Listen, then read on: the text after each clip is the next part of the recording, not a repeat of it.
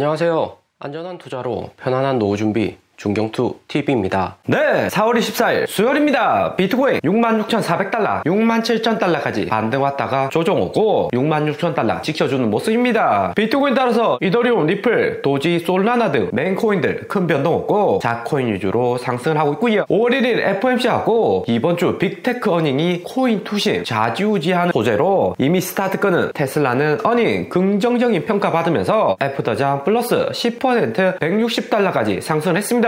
일론 머스크의 긍정적인 발언에 저점 매수 들어왔고 개인 비중 높은 테슬라인 만큼 코인도 투심이 악화되지 않는 상황으로 흘러가고 있고요. 테슬라가 비트코인 1만 개 보유하고 있는데 어닝 미스에 이렇게 반등 아니라 마이너스 10% 100달러로 내려가며 알트도 부정적인 투심에 이후 하락이 클 수가 있죠. 테슬라가 2020년 하락장 비트코인 안 팔고 홀딩만 지금까지 잘했어도 200달러는 충분히 지켜줬을 텐데 당시 머스크의 판단이 아쉽고요. 테슬라 주가 반등으로 비트코인도 25일선 돌파 직전입니다. 지난 하락에 99일선 부근까지 내렸다가 6만 달러 핵심 매물대 반등은 했는데 여기서 빠르게 25일선 위로 못 치고 올라가면 6만 달러 다시 두드릴 수가 있는 거고요. 비트코인이 6만 달러로 내려가면서 마이너스 5% 하락 나오면 알트코인은 마이너스 10% 이상 하락이 크게 옵니다. 지난 반등에 비트코인 알트 모두 상승했지만 알트코인 팔고 비트코인 매수하는 경향이 강해졌고 알트 거래량은 작아졌고요. 약간만 분위기 이상하면 알트 먼저 매도할 수가 있죠. 마이크로소프트,